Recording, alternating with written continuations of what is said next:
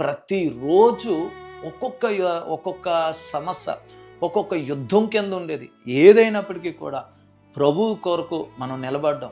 బ్రతుకుట క్రీస్తే, చావైతే మేలే. యవ్వనస్తుడు, బాగా చదువుకునే యవ్వనస్తుడు నా మార్గం మధ్యలోకి వచ్చి కత్తి ఇలాగా పొడవలే ఒక కలవడ ఇలా చూపించి, ఈరోజు నేను నరికేస్తాను. మొత్తం లోడు వ్యవసాయం అంతా లోడ్ అంతా కూడా తెల్లవారేటప్పటికి లేకుండా చేసేసాను. నువ్వెంతమందిని మార్చావో వారందరినీ నేను వెనక్కి తిప్పేస్తాను అని సవాల్ చేశాడు. రోజు ఒక అతను ఎలా చిటికేసి అన్నాడు, 2 ఎకరాలైనా అమ్మేస్తాను, నేను లేకుండా చేసేస్తాను అన్నాడు.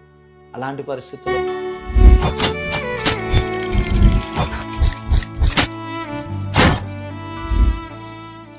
ప్రభువైన యేసుక్రీస్తు వారి నామంలో ప్రియమైన ఆత్మీయులందరికీ నా హృదయపూర్వక వందనాలు. మరి ఎంత మంచి అవకాశాన్ని అనుగ్రహించిన దేవాదేవునికి, అలాగే మరి ఇటు అవకాశాన్ని మీ ముందుకు నా సాక్ష్యాన్ని తీసుకురావడానికి మరి నాకు అవకాశం ఇచ్చిన జోషి బ్రదర్ గారికి నా హృదయపూర్వక వందనాలు. ప్రియమైన ఆత్మీయులకి నా హృదయపూర్వక వందనాలు తెలియజేస్తున్నాను. కీర్తనల గ్రంథము 37 అధ్యాయం 23 వచనంలో ఈ విధంగా రాయబడి ఉంది, ఒకని నడత యెహోవా చేతనే స్థిరపరచబడును, వాని ప్రవర్తన చూచి ఆయన ఆనందించు. దేవుని ఒక వాక్యము స్పష్టంగా సెలవిస్తుందండి. మన జీవితము దేవుని చేతనే స్థిరపరచబడుతుంది. నా జీవితంలో కూడా నేను ఎన్నో ఆలోచనలు, ఎన్నో తలంపులు, ఉన్నతమైన స్థితికి వెళ్ళిపోవాలని, బాగా డబ్బు సంపాదించాలని, నాకంటూ ఒక పేరు, ఒక ప్రఖ్యాయత నేను సంపాదించుకోవాలని నేను చాలా ఆశించాను. అలాంటి నా జీవితంలో దేవుడు ఎలాగ నన్ను తాకాడు, తన సేవ వైపు తన చిత్తాన్ని ఎలా నెరవేర్చుకున్నాడు అనేది ఈరోజు నా సాక్ష్యంలో మీకు తెలియచేయాలని ఆశపడుతున్నాను. మరి మా ఊరు పశ్చిమ గోదావరి జిల్లా పెనుమంట్ర మండలం కుయ్యిటిపాడు అనే ఒక పల్లెటూరు గ్రామంలో నేను జన్మించడం జరిగింది. మరి మా గ్రామంలో అందరూ కూడా మరి మమ్మల్ని ఎంతో ప్రేమిస్తారు. వ్యవసాయం చేసుకుంటూ చిన్నప్పటి నుంచి కూడా మాకు తెలిసిన భక్తి భావాల్లో మేము పెరిగేవాళ్ళమండి. మరి మా గ్రామంలో అందరూ కూడా మరి ప్రతి పనుల్లోనూ మేమందరము కలిసి మేము అన్ని విషయాల్లో ప్రేమ ఆప్యాయతతో ఉండేవాళ్ళం. కానీ ఒక్క చిన్న విషయంలో మాత్రం మా గ్రామంలో ఎందుకో తెలీదు, దేవుని నమ్ముకున్న వారన్నా, సేవ చేసేవారన్నా కొంత అయిష్టత వాళ్ళలో ఉండి వాటిని అంగీకరించరు. ఇలాంటి పరిస్థితుల్లో మేము ప్రభువుని నమ్ముకోవడం, దేవుని పరిచర్యకి రావడం మా గ్రామంలో ఇష్టం లేక మరి ఇప్పటికి 2 సార్లు మమ్మల్ని గ్రామం నుండి బహిష్కరించడం, వెలివేయడం జరిగింది. మరి ఇప్పటికీ కూడా మేము గ్రామం నుండి ఏమాత్రము ఒక టిఫిన్ కానీ, ఒక ఏ విధమైన మమ్మల్ని పనిలో పిలవడం కానీ, వారు మాకు పనిలోకి రావడం కానీ, ఎటువంటి సౌకర్యాలు కానీ ఏది కూడా మాకు అనుమతించడం లేదు. కారణం ఒకే ఒకటే, వాళ్ళు మమ్మల్ని ఎంతో ప్రేమిస్తారు, ఇప్పటికీ మేమంటే ఎంతో ప్రేమ. కాకపోతే యేసుక్రీస్తు వారిని నమ్ముకున్నామని, యేసుక్రీస్తు అని దేవుడిగా అంగీకరిస్తున్నామని వారు మా మీద అయిష్టతను చూపిస్తున్నారు. కాకపోతే ఒకప్పుడు మా జీవితం వారికి తెలుసు. మేము ఎలాగా వారితో కలిసి ఎలాగా మరి గుళ్ళల్లోకి వెళ్ళి మేము భక్తి చేసేవాళ్ళమో, మరి దేవి నవరాత్రులు వచ్చినా, మరి గణపతి నవరాత్రులు వచ్చినా, లేకపోతే కృష్ణాష్టమి వచ్చినా, అదే ప్రతి ఈవెంట్లో కూడా మేము పాలు పొందుకునే వాళ్ళము. వారు అడిగిన చందాలు ఇచ్చేవాళ్ళము. మా గ్రామంలో చాలా ఐక్యతగా ప్రేమగా ఉండేవాళ్ళు. మా నాన్నమ్మ గారండి చనిపోయే పరిస్థితుల్లో మరి ఒకరు సువార్త చేయడం ద్వారా, ఆమె ప్రభును ప్రార్థించడం ద్వారా ఆమె బ్రతికారు. అలాగా ఆమె బ్రతకడం ద్వారా ఆమె ప్రభు మందిరానికి వెళ్ళడం, పాస్టర్ గారిని మా ఇంటికి తీసుకురావడం, మాకు అప్పుడప్పుడు ప్రార్థనలు చేయించడం జరుగుతూ ఉండేది. కానీ మేము ఎప్పుడూ కూడా అంత అంగీకారంగా ఉండేవాళ్ళం కాదు. కొన్నిసార్లు మా ఇంటి మీద దగ్గరే ప్రార్థన జరుగుతుంటే మా అమ్మగారు మేము కూడా తొలిపేసేవాళ్ళం. టీవీ సౌండ్ అంటే ఆ మాటలు మా చెవిలోకి ఎక్కనోకుండా చాలా దానికి వ్యతిరేకంగా ఉండేవాళ్ళు. నేను చిన్న వయసులోనే శబరిమల వెళ్ళాము. మా నాన్నగారు నేను మాలలు వేసుకుంటూ మరి శబరిమల వెళ్ళడం జరిగింది. మరి నేను జాగారాలు ఉండేవాడిని. ఇలాంటి హిందూ సాంప్రదాయంలో కూడిన భయభక్తులు కలిగి, దేవుళ్ళంటే బాగా మమకారం ఎక్కువ, బాగా ఎక్కువ భక్తి ఎక్కువ. తర్వాత మా అమ్మగారు కూడా ప్రభుని తెలుసుకున్నారు. ఫస్ట్ అయిష్టంగా ఉన్నప్పటికీ కూడా ఆమెకు ఒకసారి గుండె బలహీనత వచ్చింది. ఆ బలహీనత కొరకు హాస్పిటల్‌కి వెళ్ళినా ఆమెకు స్వస్థత దొరకపోవడం, మరి దేవుని సేవకుల ద్వారా ఆమె ప్రార్థన చేయించుకున్నప్పుడు దేవుడు ఆమెను స్వస్థత పరచడం. ఇలాగ మా అమ్మగారు కూడా ప్రభువుని నమ్ముకున్నారు. మరి ఇలాంటి సందర్భాల్లో మేము ప్రభు ద్వారా మేము అయిష్టంగా ఉన్నా కానీ, ప్రభువు తన ప్రేమను చూపించి మా కుటుంబాల్లో కార్యాలు చేస్తూనే ఉన్నాడు. కానీ మా గ్రామంలో మాత్రం దేవుని సేవకుల్ని రానివ్వకుండా ఆపేశారు. ఎందుకంటే ఇలాగ రావడం ద్వారా అనేక మంది ప్రభు వైపు వెళ్ళిపోతున్నారు.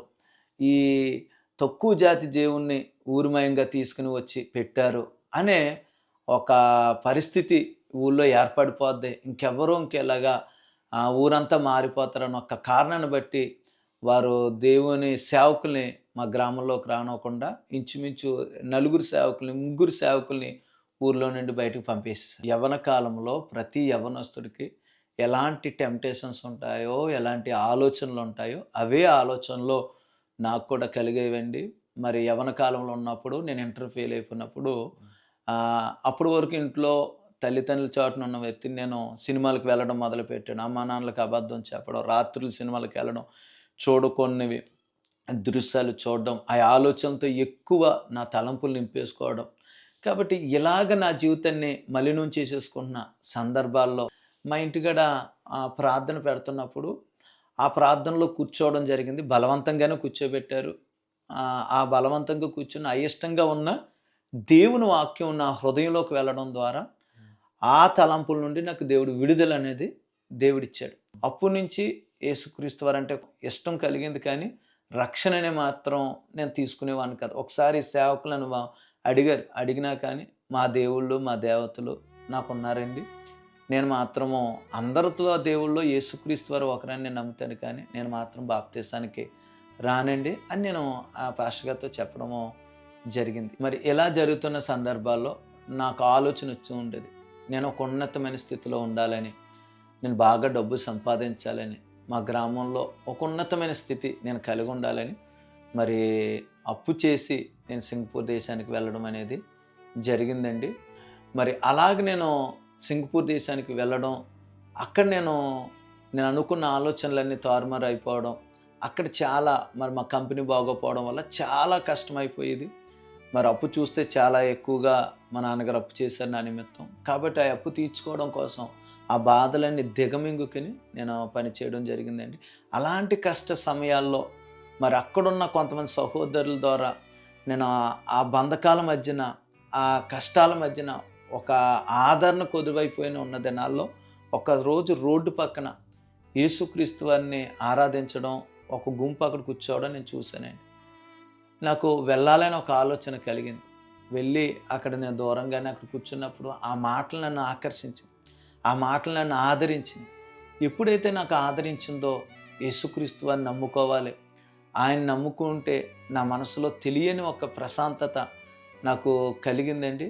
నేను ఏ విధంగా నేను అనుకున్నది సాధించగలుగుతాను అనే విశ్వాసం నాలోకి రావడం జరిగింది. అలా ఉంటున్న సందర్భాల్లో ఒకరోజు నేను పడుకున్న సమయాల్లో దేవుని స్వరాన్ని నేను వినడం జరిగిందండి. అది దేవుని స్వరమా లేకపోతే ఎవరైనా నాతో మాట్లాడుతున్నారా అనేది నాకు అర్థం కాలేదు, కానీ ఒకసారిగా ఉలిక్కిపడి లేశాను. అప్పటికే దేవుని వాక్యం నాకు వినడం జరిగింది. ఆ వాక్యాన్ని నేను అవగాహన చేసుకోవడం జరిగింది. కాబట్టి అది ఖచ్చితంగా దేవుని స్వరమే అని నేను గమనించాను. ఎందుకంటే నా పైనున్న బెడ్ వ్యక్తి నిద్రపోతూనే ఉన్నాడు, నా కిందున్న ఆ బెడ్ వ్యక్తి కూడా నిద్రపోతూనే ఉన్నాడు. ఓన్లీ నేను మిడిల్లో నేనున్నాను. ఆ స్వరం ఏంటి అని నేను ఆలోచించుకొని చుండగా బైబిల్లో ఉన్న వాక్యం ద్వారానే ప్రభు నాతో మాట్లాడారు. ఈ రాత్రి నువ్వు చనిపోతే ఎక్కడికి వెళ్తావని ప్రభు నాతో మాట్లాడారు. ఆ స్వరం నాకు వినపడినప్పుడు నాకు భయం వేసింది. నాకు తెలియని ఒక ఆందోళన మొదలైంది. ఎందుకంటే నేను జీవించిన జీవితం, నా ఆలోచన విధానం, నేను పాపిని. కాబట్టి పాపం చేసిన వాడు, పాపం వల్ల వచ్చే జీతం మరణము, నిత్య నరకాగ్నికి వెళ్ళిపోతాడని వాక్యం స్పష్టంగా సెలవిస్తుంది. కాబట్టి నేను ఖచ్చితంగా నిత్య నరకాగ్నికి వెళ్ళిపోతాను. ఆ నరక వ్యాతంలో నేను తట్టుకోలేను. నాకు రక్షణ కావాలి, నాకు పరిశుద్ధుడైన దేవుడు కావాలని మా నాన్నమ్మ గారు మరి చనిపోతున్న ఆమె ప్రభువుని నమ్ముకుని ఆమె బ్రతకగలిగారు. మా తల్లిగారి యొక్క తనకున్న బలహీనతలో ప్రభువుని నమ్ముకుని ఆమె స్వస్థత పొందుకున్నారు. అదే ప్రణాళికలో ప్రభు నన్ను కూడా దర్శించారు. నాకు కూడా నా జీవితంలో నెమ్మదినిచ్చారు. కాబట్టి ఆ దేవుడు నాకు కావాలి. ఆ దేవుడిని నేను తెలుసుకోవాలి. ఆ దేవునిలో నేను రక్షణలో నేను రావాలని నా జీవితాన్ని ప్రభువుకి అప్పగించానండి బ్రదర్ గారు. మరి ఇలాగ నేను జరుగుతున్నప్పుడు మా అమ్మగారికి నేను ఈ విషయాన్ని పంచుకోవడం జరిగింది. మా నాన్నగారైతే ఆంధ్రాలో ఉన్నారండి. మరి మా నాన్నగారి యొక్క పర్మిషన్ తోటి నేను సింగపూర్‌లో తెలుగు మ్యాటి చర్చ్‌లో నేను అనిల్ సామ్యూయల్ గారు అనే దైవ సేవకుల ద్వారా బాప్తిసం తీసుకోవడం అంటే జరిగింది. ఇలా నేను దేవునిలో ఎదుగుతున్నాను. కానీ నా ఆలోచనలు మాత్రం నేను ఉన్నతంగా ఉండాలి. నేను బాగా డబ్బు సంపాదించాలి. ఒక ఉన్నతమైన స్థితి నేను కలిగి ఉండాలని ఆలోచనలు కలిగి నేను అక్కడ కొనసాగుతున్న పరిస్థితుల్లో అనుకోకుండా మరి నన్ను సింగపూర్ తీసుకెళ్ళిన మా అన్నయ్య గారికి యాక్సిడెంట్ అవ్వడం, మరి వారిని మరి ఇండియాకి తీసుకురావడం ద్వారా నేను మరి ఇండియాకు రావడం జరిగిందండి. మరలా నేను సింగపూర్ వెళ్ళాలి. ఏ విధంగా నేను డబ్బును సంపాదించాలి, అక్కడ ఒక ఉన్నతమైన స్థితిలో నేను ఉండాలని మరలా నేను సింగపూర్ వెళ్ళడం జరిగిందండి. మరి నా వర్క్ పర్మిట్ వీసా అయిపోవడం వల్ల మరలా నేను ఇండియాకి రావడం జరిగింది. అయినా సరే ప్రయత్నాలు ఆపలేదు. మరలా నేను ఈ సింగపూర్ వెళ్ళాలని ఆశపడి ఒక ఏజెంట్‌ని మేము కలవడం జరిగింది. వారికి మేము కొంత డబ్బును కూడా కట్టడం జరిగింది. కానీ అతను మమ్మల్ని మోసం చేయడం, మరి మా జీవితాల్లో చాలా నష్టపోయామండి. అప్పుల మీద అప్పులైపోయి చాలా మేము ఆ పరిస్థితి మేము మా జీవితాల్లో చాలా ఒడిదుడుకుల్లోకి వెళ్ళిపోయాం. ఒక విషయంలో చెప్పాలంటే సింగపూర్ గవర్నమెంటు అక్కడ మమ్మల్ని ఇమిగ్రేషన్‌లో ఆపేయడం జరిగింది. అక్కడ అవమానం తట్టుకోలేక మరలా మేము మద్రాస్‌కి రావడం జరిగింది. మద్రాస్‌కి వచ్చిన తర్వాత చనిపోదామనే ఆలోచనలు, తలంపులు 2011లో నా మనసులోకి మరలా చనిపోదామనే తలంపులోనే ఉన్నాను. అలాంటి పరిస్థితుల్లో దేవుడే నా జీవితంలో ఆయన నేను విడిచిపెట్టేయడం కూడా జరిగిందండి. మరి కొన్ని దినాలు అలాగే నేను చెన్నై ప్రాంతంలో మా దూరపు చుట్టాలింటి దగ్గర నేను ఉండడం జరిగిందండి. ఎందుకంటే ఊర్లో భయంకరమైన గొడవలు, ఈ పరిస్థితుల మధ్యన మనశ్శాంతి లేక కొంతకాలం అక్కడ ఉండడం జరిగింది. తర్వాత ఏదో ఒక జాబ్ నేను సంపాదించాలి, నాకంటూ ఒక విలువను నేను పెంచుకోవాలి అనే ఆలోచనతోటి నేను ఆంధ్రాకి తిరిగి రావడం జరిగింది. మరి తిరిగి వచ్చిన తర్వాత ఒక చక్కటి గృహాన్ని కూడా మేము కట్టుకోవడం జరిగిందండి. మరి ఆ గృహం ఓపెనింగ్‌కి మరి మా యొక్క పెదనాన్నగారు వాళ్ళే ఆ ఊర్లో గ్రామ పెద్దలు. వారిని మేము సంప్రదించాం. ఇలాగ మేము గృహం ఓపెనింగ్ పెట్టుకున్నాం, మీరు రావాలంటే వారు కొన్ని షరతులు పెట్టారండి. ఆవును తీసుకురావాలి, ఇలాగ హిందూ సాంప్రదాయ ప్రకారం అన్నీ చేస్తే మేము మీతో కలిసి ఏకీభవిస్తాం అన్నప్పుడు మేము ఒక్కటే అన్నాము. అప్పటికి మా నాన్నగారు మాతో కలిసి ఏకీభవించడం జరిగింది.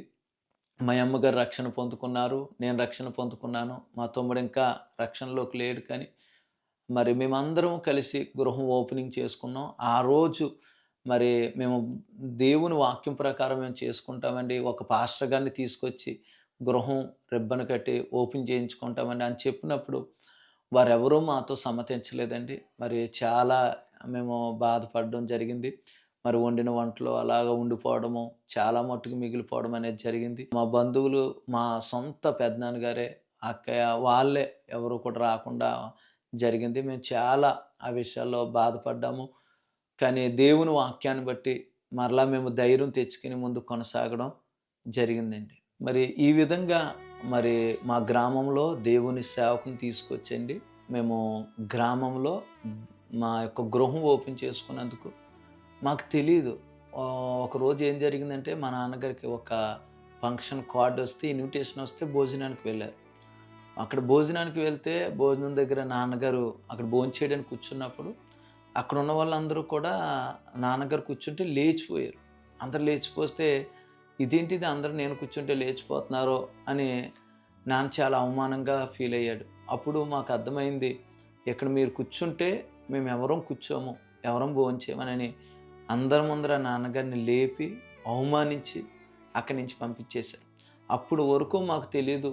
మా కుటుంబాన్ని మేము గ్రామంలో గృహం ఓపెన్ చేసుకున్నందుకు ఒక పాస్టర్ గారిని తీసుకొచ్చి గృహం ఓపెనింగ్ చేయించినందుకు మమ్మల్ని వెలివేశారన్న సంగతే అప్పటి వరకు మాకు తెలియదండి. మా నాన్నగారు చాలా అవమానంతో ఇంటికి వచ్చేసారు. మేమైతే చాలా భయపడ్డాం. ఎందుకంటే మాకంటే కొంత కాకపోతే కొంతైనా దేవుని ప్రేమ వాక్యం మాకు తెలుసు కాబట్టి ఆ సమయాల్లో మేము ఎలాగ ధైర్యంగా ఉండాలో, ఎలాగ పరిస్థితులను మేము జయించాలో మాకు తెలుసు. కానీ మా నాన్నగారికి అంత అవగాహన లేదు. మరి ఏదైనా ఈ అవమానం తట్టుకోలేక ఏదైనా ఆత్మహత్య చేసుకుంటారేమని మేము చాలా భయపడ్డాం. ఆ విషయం విన్నప్పుడు మా కుటుంబమంతా మేము చాలా కన్నీళ్ళు పెట్టుకున్నామండి. ఇలాంటి పరిస్థితుల్లో గ్రామంలో నేను ఉండలేక ఏదో ఒకటి నేను చెయ్యాలి. ఎన్నో అవమానాలు, ఎన్నో వ్యతిరేకతలు బంధువుల మధ్యన ఏంటంటే ఎక్కడికి వెళ్ళినా ఏమీ సాధించలేడు అన్న ఒక ముద్ర అనేది నా జీవితంలో పడిపోయిందండి. నేను ఏదో ఒక జాబ్‌నన్నా సంపాదించాలి, నా కాళ్ళ మీద నేను నిలబడాలని నేను బెంగుళూరులో టోల్‌గేట్‌లో నేను జాబ్ చేయడానికి వెళ్ళిపోయానండి. అక్కడ వెళ్ళడమే కాదు, అక్కడ కూడా నేను స్థిరంగా లేను. ఆహ్, నా జీవితంలో ఒక ఉన్నతమైన స్థానంలోకి నేను వెళ్ళాలి. అందరిలో నేను ఒక మంచి ఉన్నతమైన స్థితిలోకి వెళ్ళాలని ఎక్స్‌చేంజ్ కానిస్టేబుల్‌కి నేను అప్లై చేయడం జరిగిందండి.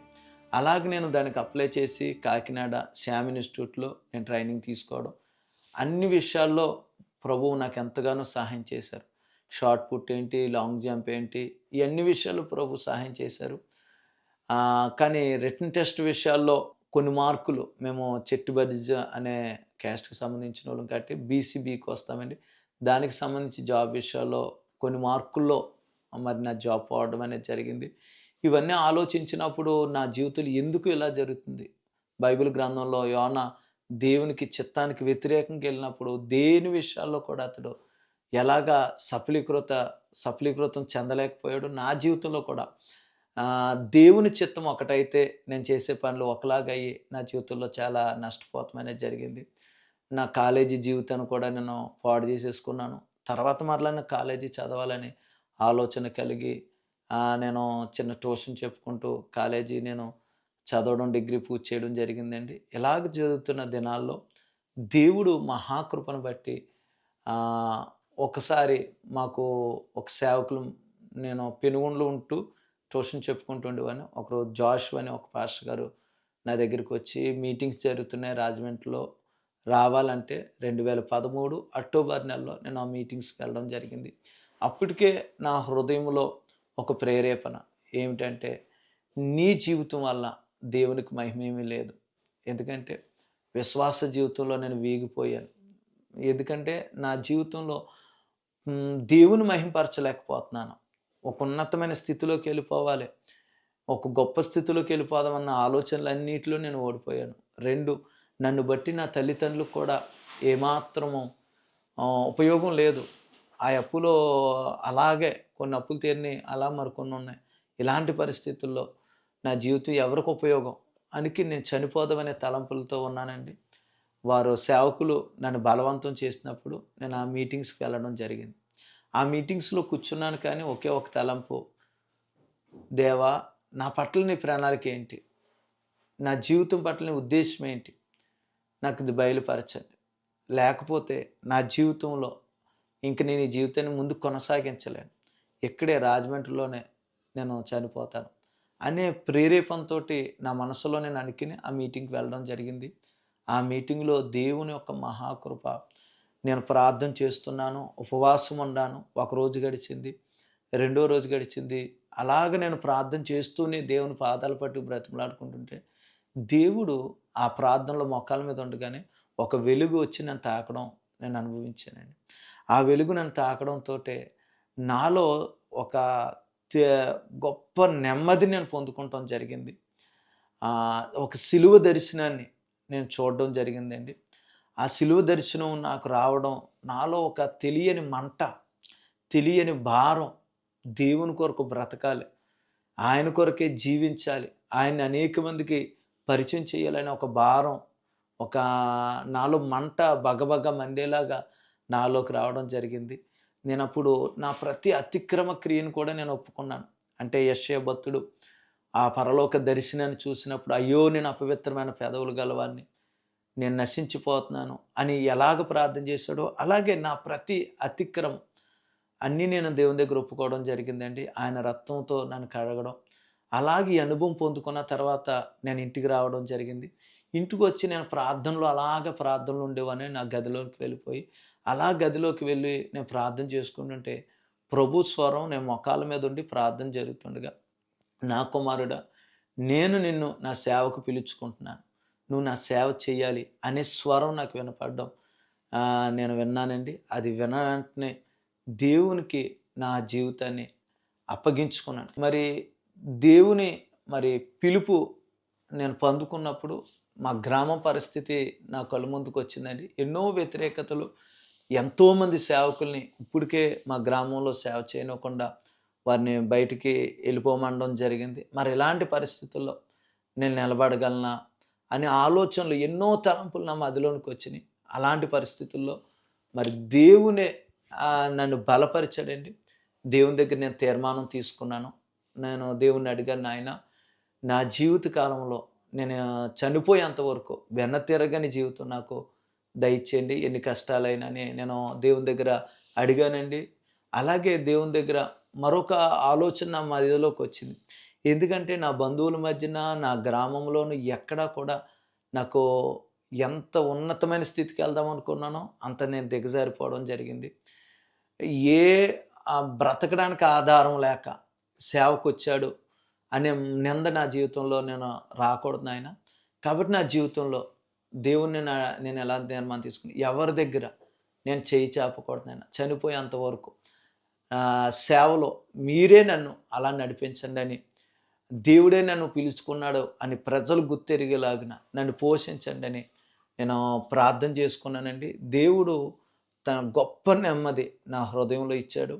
నేను ఇలాగా ఈ యొక్క విషయాన్ని నేను పొందుకున్న తర్వాత మా నాన్నగారికి వెళ్ళి చెప్పడం జరిగింది. మా నాన్నగారు గ్రామం యొక్క పరిస్థితులను అన్నిటినీ ఆలోచించారు. ఈ పరిస్థితులన్నీ ఆలోచించి ఆయన ఒకటన్నారు, నువ్వు దయచేసి ఇంట్లో ఉండొద్దని నన్ను బయటికి వెళ్ళిపోమని చెప్పేశారండి. 2013 సంవత్సరంలో మరి మా గ్రామాన్ని, మా కుటుంబాన్ని విడిచిపెట్టి పెనుగొండ ప్రాంతానికి నేను సేవకు రావడం జరిగింది. ఒక రూమ్ రెంట్‌కి తీసుకుని ఒకరోజు నేను ప్రార్థన పెట్టాను. ప్రార్థన పెడితే కొంతమంది యవ్వనస్తులు వచ్చేవారు. ఇలాగ మేము ఒక చోట కూడి ఆరాధన చేస్తుంటే దేవుని బలమైన అభిషేకం మేము పొందుకునేవాళ్ళం. అలాగ ఒక వారం ప్రార్థన జరిగింది. వచ్చే వారానికే మేము ఏ రూమ్‌లో అద్దుకుంటున్నామో ఆ రూమ్ ఓనర్ గారు నిర్దాక్షిణ్యంగా ఆ రూమ్‌లో ఉన్న కుండలన్నీ బయటేసేసి, ఇక్కడ మీరు ప్రార్థన పెట్టడానికి వీల్లేదని చెప్పారు. ఏం చేయాలో తెలియని పరిస్థితి. గ్రామం కాని గ్రామం. 7ంటికి వచ్చిన వాళ్ళం 9 వరకు అలాగ నిలబడిపోయాం. ప్రభువును ప్రార్థన చేస్తూ ఉన్నాం. నాతో పాటు యవ్వనస్తులు పక్క నుంచుంటే మీరు స్తుతించండి, ప్రభు ఒక అద్భుతం చేస్తాడని నేను చెప్తే దేవుడు నిజంగానే ఒక అద్భుతం చేశాడు. 7ంటి నుంచి 9 దాకా నిలబడిన వ్యక్తులు మేము. అలాగా ఎవరో దారంట వెళ్ళే ఒక వ్యక్తి వచ్చి, మీ గురించి నాకు బాగా తెలుసు, మీరు ప్రార్థన చేస్తుంటే దారంటే వెళ్ళేటప్పుడు ఆ ప్రార్థన నేను వినేవాడిని, అది మీ ప్రార్థన నన్ను ఆకర్షించింది, కాబట్టి నేను మీకు ఒక షెల్టర్ ఈ ఆల్టర్కి నేను ఇవ్వగలుగుతానంటే మేము చాలా దేవుని స్తుతించాం. మేము ఒకటన్నాం, ఈ ఒక్కరోజుకి ఇస్తే వచ్చే వారానికి రెంట్ తీసుకుంటాం, ఎక్కడ దుక్కుని మేము ప్రార్థన పెట్టుకుంటాం అని అన్నప్పుడు మరి నిజంగానే ఆ ఒక్కరోజుకి కాదు కానీ వారు తీసుకెళ్ళిన గృహం నాగేశ్వరరావు గారు వారి ప్రేమతోటి వారు మాకు 6 నెలలు షెల్టర్ ఇచ్చారండి.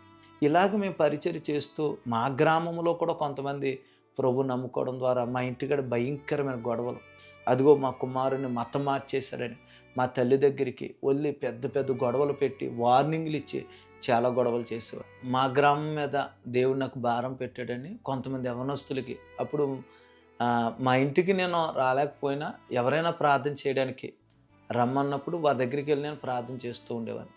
అలాగా ఒక బ్రెయిన్ క్యాన్సర్ ఆమెకి దేవుడు మరి వారి ప్రార్థన అవసరత కొరకు నన్ను పిలిపించుకున్నప్పుడు ఆమె కొరకు ప్రార్థించడం జరిగింది. రాజమండ్రి స్వతంత్ర హాస్పిటల్లో ఆమె అడ్మిట్ అయ్యారు. అక్కడికి కూడా వెళ్ళి వారి ప్రార్థన అవసరత కోరితే ప్రార్థించడం జరిగింది. బ్రదర్ గారు, దేవుని మహాకృప, దేవుడు ఆమెను బ్రతికించాడండి. ఆ సాక్ష్యం ద్వారా గ్రామంలో అనేక మంది నా ప్రార్థన అవసరత కోరేవారు. అప్పటికి ఇంకా నేను నా సొంత గ్రామంలో సేవను ప్రారంభించలేదు. కారణం ఏంటంటే ప్రభు చెప్పకుండా మరి ఏ గ్రామానికి వెళ్ళి సువార్త చేయకూడదు అనేది నా యొక్క ఆలోచన. ఎందుకంటే అంతకుముందే నా ముందే 3 సేవకులు ఆ గ్రామంలో సేవ చేయడానికి వచ్చి వెనక్కి వెళ్ళిపోరు. వాళ్ళకన్నా గొప్పనేం కాదు. కానీ నా యొక్క విశ్వాసం ఏంటంటే ప్రభు మాట్లాడితేనే అది నా సొంత గ్రామాన్ని సేవ చేయాలనే తాత్పర్యంతో నేను వారికి ఆ గ్రామంలో సేవ చేయలేదు. అలాగే పెనుగొండలోనూ నా బంధువుల మధ్య నేను సువార్త ప్రకటించాను. నేను ఎక్కడెక్కడ అవమానపరచబడ్డానో దేవుని మహాకృప వారందరి మధ్యన నేను ప్రభుకు సాక్షిగా ఉన్నాను. నేను ఒకే ఒకటి ప్రార్థన చేసేవాడిని. ప్రభా మొదట నా ఇంటి వారిని నేను రక్షించుకోవాలి. నా ఇంటి వారికి నేను రక్షణలోకి నడిపించుకోవాలని దేవుణ్ణి ఎక్కువ ప్రార్థన చేసేవాడిని. దాని కొరకు ఏ చిన్న అవకాశం వచ్చినా నా బంధువుల్ని, స్నేహితుల్ని ఇన్వైట్ చేసేవాడిని. ఇలాగ జరుగుతున్న సందర్భాల్లో ఒకానొక రోజు మా నాన్నగారిని ప్రభు మాట్లాడారండి. ఆయనతో దేవుడు మాట్లాడడం అంటే ఆయన పడుకున్నప్పుడు ఒక కలలో మరి ఒక దర్శనం ద్వారా ఆయనతో మాట్లాడడం. ఆయనంతటా ఆయనే నన్ను ఇంట్లోంచి వెళ్ళిపోమన్న వ్యక్తే పెనుగుండలో అప్పటికే నాకు స్థలం లేక ఆయా అడుగుల మీద నేను ప్రార్థన పెడుతున్నాను. ఒక వీధిలో అరుగు పెడుతుంటే పోలీస్ కేసు పెట్టేస్తాం. ఇక నువ్వు ప్రార్థన పెట్టి న్యూసెన్స్ చేస్తున్నావు అన్నప్పుడు ఈ వీధిలో నుంచి ఇంకో వీధిలోకి వెళ్ళడం, అక్కడ గొడవ పెట్టడం, మరొక వీధి ఇలాగ నేను చాలా సంవత్సరాలు మందిరం లేకుండా తిరిగేవాడినండి. ఇలాంటి పరిస్థితుల్లో మరి మా నాన్నగారితో దేవుడు మాట్లాడడం ద్వారా ఒక పెనుగుండలోనే ఒక ఊరు చివర ఒక స్థలాన్ని కొని ఒక గేదెలు పాక లాంటిది వేసి ఆ పాకను ఈ మందిరం కొరకు వాడుకోమన్నారు. నేను నమ్మలేదు. ఎందుకంటే మా నాన్నగారు నన్ను ఇంట్లోంచి వెళ్ళిపోన్న వ్యక్తి. ఆయనే మందిరం వేసి ఆయన ఎలాగా ప్రార్థన పెట్టుకోమని అంటారో అని నాకు తెలియక అది నాకు అర్థం కాక ఒక సేవకుడిని నేను పిలిచి మరొక సేవకుల ద్వారా ముగ్గురు సేవకులు మేము ఆ గదిలోనికి వెళ్ళి ఆ గుడిసెలోనికి వెళ్ళి ప్రార్థన చేసాం. ప్రార్థన చేస్తుంటే దేవుని ఆత్మ మాతో మాట్లాడుతుంది ఏంటంటే, ఈ స్థలంలో నుండి నేను అనేక ప్రాంతాలకు నేను తీసుకువెళ్తాను. కాబట్టి ఈ స్థలంలో నుండి నువ్వు దేవుని పరిచర్య ప్రారంభించాలని ప్రభు మాట్లాడినప్పుడు దేవుని యొక్క కార్యమని మేము విశ్వసించి అక్కడికి మేము ప్రార్థన ప్రారంభించాం. ఒక ఇద్దరుగా ముగ్గురుగా ప్రారంభించిన పరిచర్య దేవుని మహాకృప ఒక 30 మంది 20 మంది అలాగా పాక విప్పుతూ వేస్తూ ఉండేవాళ్ళు. నా బంధువులు, మా తాతయ్య గారు, మా పెదనాన్నగారు, మా అన్నయ్యలు, మా వదినలు ఇలాగ మా రక్త సంబంధికులు వారందరూ కూడా మంచి అన్య కుటుంబాల్లో పుట్టి మంచి బతి చేసిన వాళ్ళే. వాళ్ళు ఒక మాటలో చెప్పాలంటే మొగల్తూరు గ్రామం నుండి విజయవాడ వరకు వారు నడిచి వెళ్ళేవారు ఆ టెంపుల్‌కి. అంతా ప్రతి సంవత్సరం మాలలు వేసుకోవడం ఇలాంటి ఒక మంచి భక్తిలో ఉన్నవారు ప్రభు కార్యాలు చూశారు. నా నా జీవితాన్ని కళ్ళు ముందర చూశారు. ప్రభువు నా జీవితంలో జరిగిన కార్యాలు చూసి వారు కూడా విశ్వసించి దేవుడు యేసుక్రీస్తు వారు నిజమైన దేవుడని వారు అంగీకరించారు. వారందరికీ నా బంధువులందరికీ ఆ దేవుని మహాకృపను బట్టి ఆయన దయ చొప్పున మరి బాప్తీసాలు ఇవ్వడానికి దేవుడు కృప చూపించారండి. 2017లో దేవుడు నా సొంత గ్రామమైన కొయ్యేటిపాడు గ్రామంలో పరిచర్య చేయమని ప్రభు మాట్లాడారు. తర్వాత నేను కొయ్యేటిపాడు గ్రామంలో మా ఇంటి పైన మరి మేము ప్రార్థన పెట్టడం అనేది జరిగింది. దేవుని మహాకృప మా గ్రామంలో చిన్న వయసు నుండి కూడా మా పెదనాన్నగారని ఆయన 3 గుళ్ళల్లో ఆయన ఏం చేసేవారంటే పూజా కార్యక్రమాలు నిర్వహించేవారు. సత్యసాయిబాబా అని ఇలా కొన్ని పూజలు పుట్టపర్తి తీసుకువెళ్ళడం వారితో పాటు మేము చిన్నప్పుడు భజనలకు వెళ్ళేవారు. ఆయనకి సీరియస్ అయింది. ఆయనకి సీరియస్ అయ్యి చాలా ఇబ్బంది పడిపోయారు. ఎంత ఇబ్బంది అంటే పేక్ క్యాన్సర్ వచ్చింది.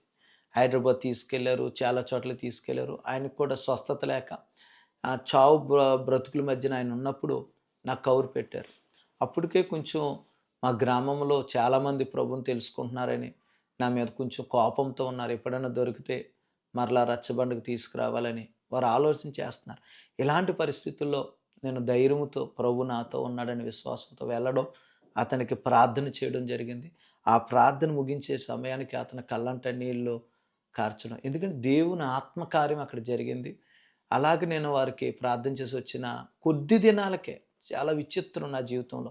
ఆయనే ఒక యవనస్తుని తీసుకుని పెనుగొండలో ఉన్న మందిరానికి గుడిసెలో ఉన్న మందిరానికి వచ్చి ఆయన సాక్ష్యం చెప్పారు. ఈ విధంగా సాక్ష్యం చెప్పారు. యేసు స్వామి నన్ను స్వస్థపరిచాడు. మా పెద్ద అబ్బాయి నా కొరకు ప్రార్థన చేశాడు. దేవుడు నన్ను బాగు చేశాడు. ఈ గుడిసెని ఇంక తీసేసి నేను మందిరం కట్టిస్తానన్నారు. అప్పుడు నేను ఒకటే లేచి చెప్పాను, ఈ మందిరం పని దేవుడు చూసుకుంటారండి. మీరు మాత్రం ప్రభువుని సొంత రక్షకుడిగా అంగీకరించి మారు మనసు పొంది బాప్తిసం తీసుకోండి అని ఆమె నాన్నగారికి కొత్త సలహా ఇవ్వడం జరిగింది. ఇది కూడా మా గ్రామంలో చాలా ఉన్నతమైన విధానంలోకి ప్రభువునందు అనేక మంది విశ్వసించడానికి అయింది. ఇలాగ కార్యక్రమాలు జరుగుతున్నప్పుడు 2017 జనవరి 1న కృతజ్ఞత కూడుకు పెట్టినప్పుడు స్వామీలందరూ వచ్చి చాలా భయంకరమైన వార్నింగ్లు ఇచ్చారు. చాలా గొడవలు చేసి 3వ తారీఖున ఆహ్, గ్రామంలో రచ్చబండ దగ్గర మీటింగ్ ఉంటుంది, మీరు రావాలని అన్నారు. అప్పటికి మా నాన్నగారు, నేను, మా తమ్ముడు మేము వెళ్ళి నిలబడడం జరిగిందండి.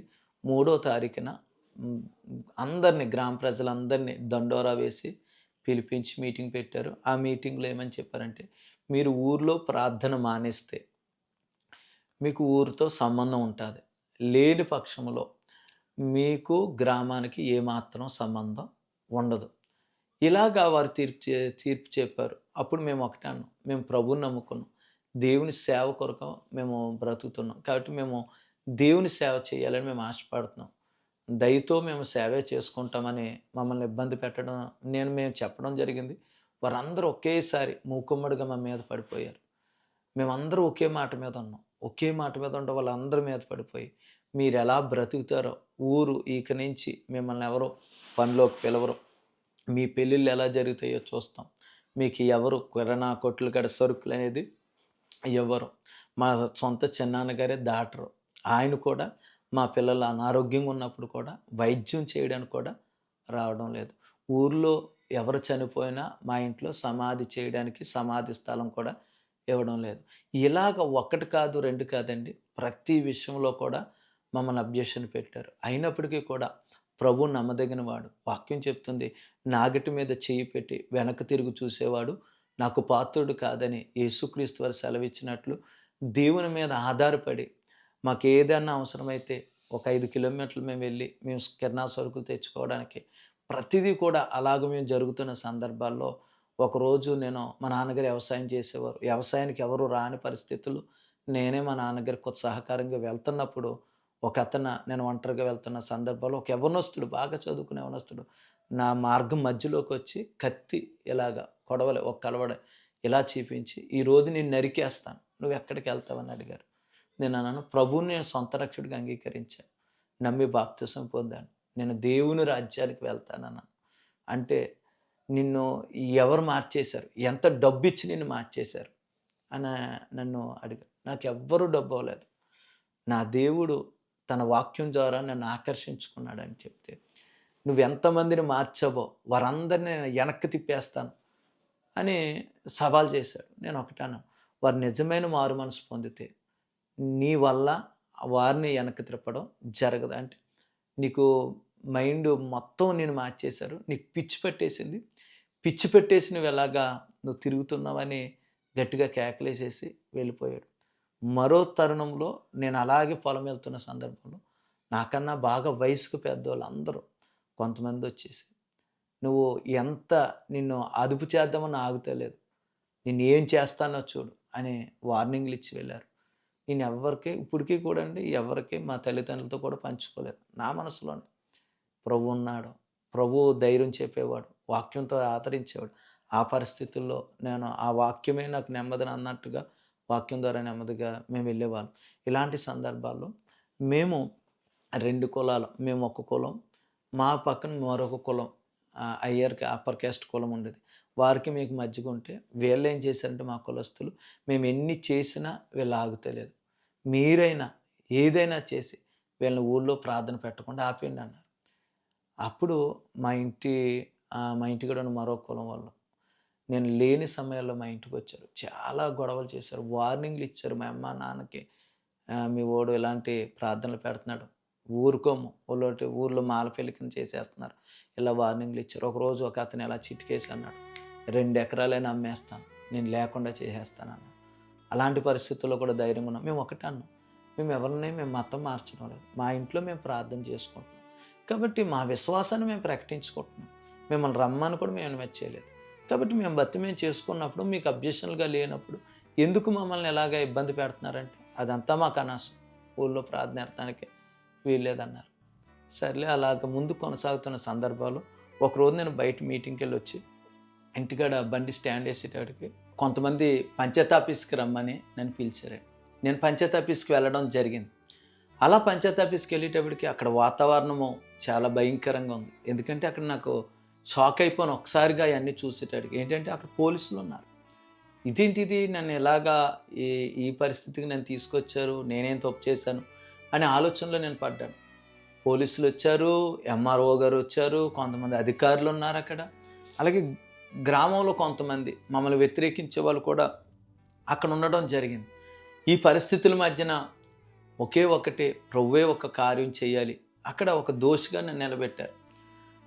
ఇలాంటి పరిస్థితి అక్కడ జరుగుతుంది. వారు చెప్తున్నారండి ఏమనంటే, గ్రామంలో అల్లరి చేసేస్తున్నాడు, అనేక మందిని మతమార్చేస్తున్నాడు, ఇలాంటి కల్లోలర్స్ సృష్టించుకొస్తున్నాడు, మేము ఊళ్ళో చాలా ఇబ్బంది పడుతున్నాం ఈ పిల్లోడి వల్లని వాళ్ళు చెప్పడం జరిగిందండి. ఇలాంటి పరిస్థితుల్లో జరుగుతున్నప్పుడు అక్కడ మాతో పాటు ప్రభు నమ్ముకున్నామని మాతో పాటు మరో కుటుంబాన్ని, 2 కుటుంబాలని వెలివేయడం జరిగింది. వారిలో ఒకరు ఎవరంటే మా చిన్నాన్నగారు. ఆయనకు కూడా నేను వాక్యాన్ని చెప్పి వారిని నేను రక్షణలోకి నడిపించాను. కానీ మా తాతయ్య గారికి అది ఇష్టం లేదు. ఆయన చాలాసార్లు ఇలాంటి పరిస్థితులను చూసి మా కొడుకుని మార్చేశాడు, మా కొడుకుని రక్షణలోకి తింపేశాడు. ఇప్పుడు అతడు నాకు సహకారంగా, లేకపోతే నన్ను అర్థం చేసుకుంటలేదు, నేను చెప్తుంది చేయడం లేదు, అంటే లోక సంబంధమైన పనులు చేయడం లేదని అతను కోపం పెట్టేసుకుని నన్ను చాలాసార్లు కొట్టడానికి ప్రయత్నించాడు. రాళ్ళు ఇసిరేసేవాడండి. అయినా సరే దేవుడు కృపను బట్టి దేవుడు ఆ యొక్క ప్రమాదాల నుండి నన్ను తప్పించాడు. అలాగ జరుగుతున్న ఆ సందర్భాల్లో అతనే అందరి ముందర నిలబడి నాకు యాంటీగా సాక్ష్యం చెప్పడానికి నిలబెట్టారు. భయంకరమైన దుర్భాషలు అందరి ముందర మాట్లాడండి. ఒకే ఒకటి ఎలాగంటున్నాడు, నేను చాలా వ్యాధితో బాధపడుతున్నాను, టీబీ వ్యాధి అండి, భయంకరమైన టీబీ వ్యాధి, అసలు చాలా బక్కగా అయిపోయాడు మనిషి. అలాంటి వ్యక్తికి ఊర్లో టిఫిన్ ఇవ్వకుండా చేసేసేవారు. ఎందుకంటే ప్రభువు నమ్ముకున్నాము, వీళ్ళు ప్రభువుని ఆరాధిస్తున్నారు, వీళ్ళు మందిరానికి వెళ్తున్నారు, కాబట్టి వీళ్ళకి ఏ సరుకులు ఇవ్వకూడదని ఒక కారణం చెప్పిన వాళ్ళకి టిఫిన్ ఇవ్వకపోవడం మానేసేటడికి ఇతడు 5 కిలోమీటర్ల సైకిల్ తొక్కిని వెళ్ళి టిఫిన్ తెచ్చుకునే పరిస్థితిలోకి వచ్చేసాడు. ఆ పరిస్థితి అందరి ముందర చెప్పాడు. అండ్ ఈడి వల్లేనండి నేను ఎంత క్షోభ అనుభవిస్తున్నాను, నా కొడుకు మార్చేశాడు, బాప్తిస్మ ఇచ్చేశాడు అని అందరి ముందర పోలీసులు వీళ్ళందరి ముందర చెప్పేశాడు. వీళ్ళందరి ముందర చెప్పేటాడికి ఏమవుతుందో, ఇదేంటిది ఎలా జరుగుతుంది ఏంటనే మనసులో కొంత కంగారు పడుతున్నప్పటికీ కూడా దేవుడు మా పక్షముగా ఉండి దేవుడు యుద్ధం చేసినట్లుగా అక్కడ గొప్ప కార్యం ప్రభు చేశారండి. అక్కడ ఎంఆర్ఓ గారు ఇది వినగానే ఒకే ఒకటి అన్నారు. ఏమన్నారంటే, ఇతడు చెప్తుంది వాస్తవం అయితే ఖచ్చితంగా మీరు వీళ్ళని వెలేశారు, వీరికి ఎందుకు ఎంత పేషెంట్ కూడా మీరు ఊళ్ళో టిఫిన్ అవ్వడం లేదంటే వీరిని ఎంత బాధ పెడుతున్నారో మీరు ఇంకా చెప్పక్కర్లేదు, వీరిని వెలేశారు. వాళ్ళు అంటున్నారు లేదండి వీళ్ళని మేము వెలేయలేదు, వీళ్ళే మాతో మాట్లాడతాం మానేస్తారని వాళ్ళ ఊర్లో ప్రజలందరూ చెప్పడం మొదలుపెట్టారు. అప్పుడు ఎంఆర్ఓ గారు అడిగారు, ఒక ఫ్యామిలీ మాట్లాడతాం మానేస్తుంది, కోపం ఉంటే 2 ఫ్యామిలీలు మాట్లాడతాం మానేస్తుంది, ఊర్లో ఉన్న వాళ్ళందరూ ఎందుకు మాట్లాడతాం మానేస్తున్నారు, మీరే కావాలని కుటుంబాలని టార్గెట్ చేశారని అతన్ని నిలదీశారు. మరొక అతను వచ్చి మరో విషయాన్ని తీసుకొచ్చారండి బ్రదర్ గారు. ఎలాగంటే ఈ ఈ యవనస్తుడు ప్రార్థనలు పెట్టి మా ఆడవాళ్ళు ఇంటికాడ ఉంటున్నప్పుడు చాలా అల్లరిగా చేస్తున్నాడండి, మా ఆడవాళ్ళు బయట తిరగలేకపోతున్నారు అని ఒక న్యూసెన్స్ కేసు కింద నా మీదకి తీసుకొచ్చారు. ఇలా జరుగుతున్నప్పుడు దేవుని యొక్క గొప్ప ప్రేమ ఎంత ఉన్నతమైన ప్రేమ అంటే, ఎస్సీ గారు అక్కడికి వచ్చిన కానిస్టేబుల్ వాళ్ళు లేచి వాళ్ళు ఒకటి అన్నారు, మేము ఈ కేసు మా దగ్గరకు వచ్చినప్పటి నుంచి మేము కొన్ని రోజులుగా ఇతన్ని మేము అబ్జర్వ్ చేస్తున్నాం, ఇతను చేస్తున్న ప్రార్థనలు మేము అబ్జర్వ్ చేస్తున్నాం, మేము ఒకరోజు ముందు రోజు వీళ్ళకి తెలియకుండానే మేము వెళ్ళాము, గడిచిన వారంలో మేము చూసాము, అతడు ఏ న్యూసెన్స్ చేయడం లేదు, తన ప్రార్థన ఏదో తను చేసుకుంటున్నాడు, బయటకు కూడా సౌండ్ వినబడకుండా చక్కగా తను ప్రార్థన చేసుకుంటున్నాడు. కాకపోతే వీళ్ళే కావాలని ఏదో కుట్ర చేస్తున్నారని ఆయన చెప్పగానే అక్కడున్న అధికారులు అందరూ లేచిపోయి కుర్చీలన్నీ గెంటేసి, ఇతన్ని ఏమీ చేయలేరా, మీరేమీ చేయలేకపోతే, ఇతన్ని కుర్రని కంట్రోల్ చేయకపోతే మేమేం చేయాలో మాకు బాగా తెలుసని అక్కడున్న కొంతమంది మా గ్రామస్తులు కొంతమంది లేచిపోయిన మటనే అక్కడ ఎంఆర్ఓ గారు, ఎస్సీ గారు ఒకటే మాట అన్నారు, ఆ కుర్రోడి మీద చెయ్యి పడినామండి మేమేం చేస్తామో మేము చూసుకుంటామన్నారు. ఇలాగ పెద్ద గొడవ అవుతుంది, మేము మౌనంగానే ఉన్నాం. దేవుని కృపను బట్టి వారిని మమ్మల్ని సర్ది చెప్పి పంపించేశారు. పంపించేసిన తర్వాత కొన్ని దినాలకి ఏం జరిగిందంటే నాకు ఒక కాల్ వచ్చింది. నిన్ను మా గ్రామంలో ఒక ఉన్నతమైన వ్యక్తి అండి, అతను అనేక డబ్బున్న వ్యక్తి, పలుకుబడి ఉన్న వ్యక్తి, ఎంతోమంది సెటిల్మెంట్లు చేసే వ్యక్తి, ఒక వ్యక్తి ఉన్నత అధికారు, ఆయన పలుకుబడి ఉన్న వ్యక్తి, ఆయన దగ్గర నుంచి నాకు కాల్ వచ్చింది, నిన్ను పలానా చోటకి రమ్మంటున్నారని ఒక అపార్ట్మెంట్కి నన్ను పిలిచారు. పిలిస్తే ఇలాగే కింద సిట్టింగ్ వేసిన తర్వాత ఒకే ఒక మాట, ఊర్లో నువ్వు ప్రార్థన మానేయాలి, ఇదిగో కొంత ధనాన్ని తీసుకొని వారు మాకు చెప్పారు. ఇలా చెప్పినప్పుడు నేను ఒకటే అన్నాను, మేము ప్రభు సేవకు వచ్చింది ధనం ఆశించి అయితే మేము ప్రభు సేవకు రాలేదండి. ఆయన నిజమైన దేవుడు. ఆయన మేము ఆరాధిస్తున్నాం. ఆయన మేము సేవిస్తామని చెప్పినప్పుడు, సర్లే నువ్వు వెళ్ళిపో. మేమేం చేయాలో మేము చూసుకుంటాం. ఇలాగా అడుగు తీస్తే అడుగు. ప్రతిరోజు ఒక్కొక్క సమస్య, ఒక్కొక్క యుద్ధం కింద ఉండేది.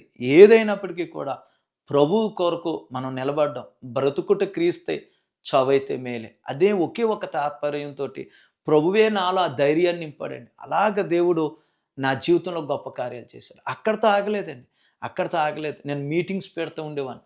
మీటింగ్స్ పెడుతూ 3 రోజులు మీటింగ్స్ పెట్టాను. మే నెలలో మీటింగ్ జరుగుతుంది.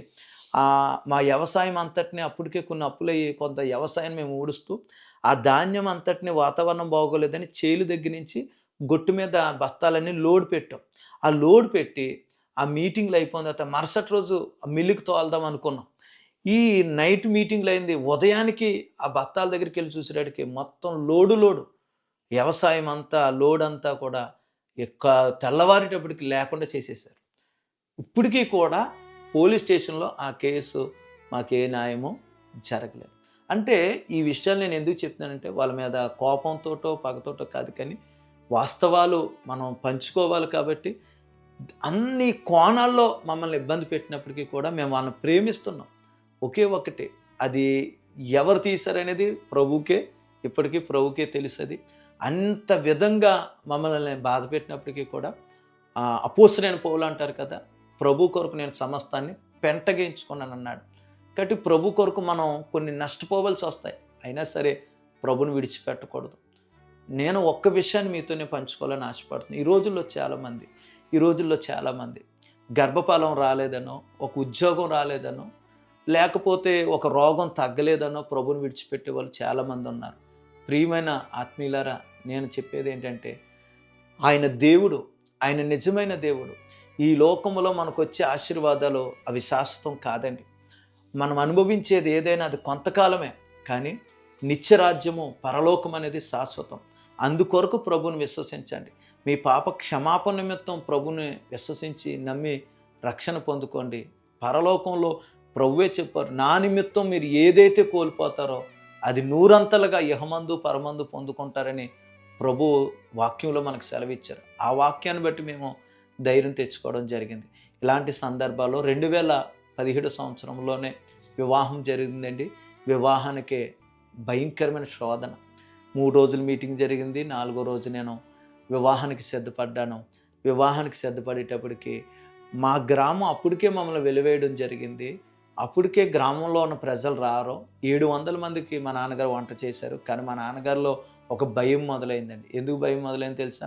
ఇప్పుడు సపోజ్ మా పెద్దనాన్నగారు ఉన్నారు. మా పెద్దనాన్నగారు ఊళ్ళో కట్టి రారు. కానీ మా అక్క వస్తుంది కదండి, మా అక్క పెళ్ళికి వస్తుందని వాళ్ళకి చెప్తే వాళ్ళందరికీ ఫోన్లు చేసేసారు. మా బంధువులు ఎంతమంది ఉంటే అందరికి ఫోన్ చేసి, మీరు గనక ఈ వివాహానికి వస్తే, ఆ వివాహంలోకి వస్తే మీ తల్లిదండ్రులు ఊర్లో నుంచి వెళ్ళేసేస్తాం. ఇలాగా ప్రతి ఒక్కరిని ఇబ్బంది పెట్టేటప్పటికి అందరూ ఫోన్లు చేసి మా నాన్నగారితో అనేవారు, మేము పెళ్ళికి రావట్లేదు. మరలా మాకు మొదటి స్థితి వచ్చేసింది. ఒకప్పుడు మేము మొదటిసారి వెలివేయబడ్డాం. ఎప్పుడంటే మా నాన్నగారు గృహప్రవేశం విషయంలో పాస్టర్ గారిని తీసుకొచ్చాం, వెలివేసాం. అప్పుడు కొన్ని వంటలు పాడైపోయినాయి. అప్పుడు మరలా మా పెద్దనాన్నగారు వాళ్ళు మా నాన్నగారిని అలా ఉండకూడదని చెప్పి గ్రామంలో తప్పు కట్టించి, ఎందుకు పాస్టర్ గారు తీసుకొచ్చినందుకు 8 ఏళ్ళు తప్పు కట్టి సంఘంలో కలిపారు. మరలా మొదటి స్థితి వచ్చేసింది.